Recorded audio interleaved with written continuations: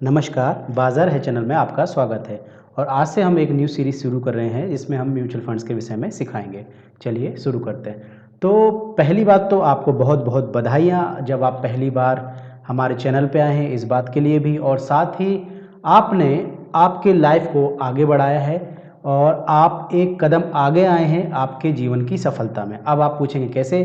तो देखिए, पहले आप एफडी में आप इन्वेस्टमेंट कर रहे थे, जैसा कि मैं समझ पा रहा हूँ। आपको एफडी से जो रिटर्न आ रहा था वो 3 से 6% तक आ रहा था, 7% तक आ रहा था, लेकिन उससे ज़्यादा आपको रिटर्न नहीं मिल पा रहा था। ठीक है, कहीं ना कहीं आपको ये समझ में आया कि इन्फ्लेशन, हम अगर बैंक में पैसा रखेंगे तो इन्फ्लेशन हमारे जो पैसे को खाता ही है। यानी कि अगर मान लीजिए आप आज 10 रुपये किलो आज शक्कर है, एक एग्जाम्पल के लिए 10 रुपये किलो आप मान लीजिए शक्कर है, और आप बैंक में आज 10 रुपये जमा करते हैं, और आने वाले 10 साल बाद जब आप उस शक्कर के लिए वो 10 रुपये निकालेंगे, अब वो 10 रुपये बढ़ के मान लो 10 साल बाद किसी भी परसेंट से 6-7% के आसपास से अगर वो 20 रुपये हो गया है और शक्कर का भाव अगर 22 रुपये हो गया है, तो इस कंडीशन में आप 10 साल पहले जब 10 रुपये में 1 किलो शक्कर खरीद रहे थे, आज 10 साल बाद आपके पैसे तो 20 रुपये हो गए, लेकिन शक्कर का भाव 22 रुपये हो गया, जिसके कारण आप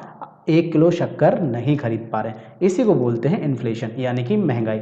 यानी कि महंगाई जिस तेजी से बढ़ती है, बैंक एफडी उतना रिटर्न नहीं देती। तो जब बैंक उतना रिटर्न नहीं देती है, इसीलिए हम लोग ऐसी तलाश में रहते हैं जिससे हमें जो इन्फ्लेशन है उसको हम बीट कर पाएँ और हमारा पैसा ग्रो कर पाए। ठीक है, इन्हीं के लिए मैंने आपको बधाई दी। अगर आप म्यूचुअल फंड में आए हैं तो आप एक स्टेप आगे आए हैं। म्यूचुअल फंड आपको महंगाई से बिल्कुल राहत दिलाएगा। चलिए आगे बढ़ते हैं कि म्यूचुअल फंड आखिर है क्या, पहले इस बात को समझते हैं। अब ये समझते हैं कि आखिर ये म्यूचुअल फंड है क्या। देखिए, आपके पास जो पैसा है वो है फंड। ठीक है, अब आपके जो 4 मित्र और हैं, यानी कि आपके 4 फ्रेंड्स और हैं, उनको और आपको लेके आप 5 लोग हो गए। तो आप सभी से एक कोई कंपनी पैसा इकट्ठा करती है। ठीक है, यानी कि सभी आपके चारों फ्रेंड्स और आपसे 100-100 रुपये इकट्ठा किया, तो वो आपके पारस्परिक या आपसी जो पैसा है उसको हम बोलेंगे म्यूचुअल मनी या म्यूचुअल फंड। समझ में आ गया? अब वो कंपनी क्या करेगी, जैसे मेरे जैसा कोई व्यक्ति है, मेरे जैसा व्यक्ति है जिसको बहुत सालों का अनुभव है, उसको एक मैनेजर बनाएगी, यानी कि वो उसको बोलेंगे फंड मैनेजर, क्योंकि आपसे जो पैसा मिला है उसको हम फंड बोल रहे हैं, तो मैं बन जाऊंगा फंड मैनेजर। वो कंपनी मुझे अपॉइंट करेगी और मुझसे बोलेगी कि आप पैसा लगाओ, निकालो, रिसर्च करो, और उनका जो हमारे जो 5 बंदे उन्होंने पैसा दिया है उनको आप रिसर्च करके उनका पैसा आप इन्वेस्ट करो। आप उसको, जैसे कि डिफरेंट टाइप के म्यूचुअल फंड्स होते हैं, डेट फंड होता है, इक्विटी फंड होता है, ठीक है, फिर हाइब्रिड फंड होता है, बैलेंस फंड होता है। मैं आने वाले टाइम में इसको एलिब्रेट करूंगा, इसको और विस्तार से बताऊंगा।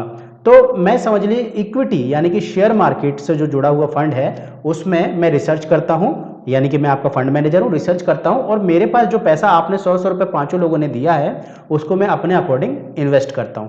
कुछ लिक्विड में रखता हूं, यानी कि मान लीजिए मैं 50 रुपये लिक्विड रखता हूं कि आप कभी मांग ले कोई तो मैं उनको दे सकूं। बाकी पैसा मैं अपने हिसाब से, मैं 10 कंपनियां या 20 कंपनियां, वो मेरे ऊपर डिपेंड करता है, मैं उसको चुनता हूं और उनमें मैं इन्वेस्ट करता हूं। जब मुझे वो 10 कंपनियों से पता चलता है कि ये कंपनी, जिस कंपनी में पैसा लगाना चाहिए मैं उनमें पैसा लगा देता हूं, और जिन कंपनियों से पैसा निकालना चाहिए मैं उनमें से निकाल लेता हूं। ये आपके लिए, आप निश्चिंत है, आपने तो पैसा दे दिया, लेकिन अब सारा सरदर्द मेरे ऊपर है, और जो मैं रिटर्न जनरेट करूंगा, यानी कि साल भर में ये इससे जो मुझे प्रॉफिट हुआ, यानी कि जो उतार चढ़ाव हुआ, यानी कि मैंने जब खरीदा शेयर को, बेचा, है ना, खरीदा बेचा का किया, तो उसमें जो प्रॉफिट जनरेट हुआ, उससे जो प्रॉफिट आया वो मैं आपको वापस कर दूंगा। यानी कि 10-20% आपका जो रिटर्न बनेगा वो इसी से बनता है। यानी कि म्यूचुअल फंड, जो फंड मैनेजर है वही आपको जनरेट करके देता है। यानी कि फंड मैनेजर यहाँ पर बहुत जरूरी होता है कि वो बहुत अच्छा हो। जितना अच्छा फंड मैनेजर रहेगा,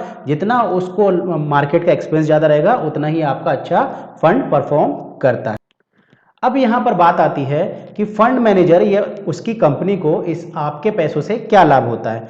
मान लीजिए कि आपका जो पैसा है, आपने मुझे 100 रुपए जैसे कि दिया था, तो उसका 1% यानी कि 1 रुपए या 2% यानी कि 2 रुपए मैं शुरुआत में ही काट लूंगा, जिसको हम बोलते हैं एक्सपेंस रेशो। समझ में आ गया कि आपने मुझे पैसा दिया, मैंने वो काट लिया। ठीक है, तो ये मेरा प्रॉफिट है, यही हमारी कंपनी का प्रॉफिट है। अब ये समझते हैं एग्जिट लोड क्या होता है। यानी कि बात समझ लीजिए, मैंने इसको बोला कि आप 1 साल तक पैसा नहीं निकाल सकते, यानी कि लॉक इन पीरियड इसका 1 साल का है। जो मैं फंड मैनेज कर रहा हूं, मान लीजिए इसका नाम है ABC फंड।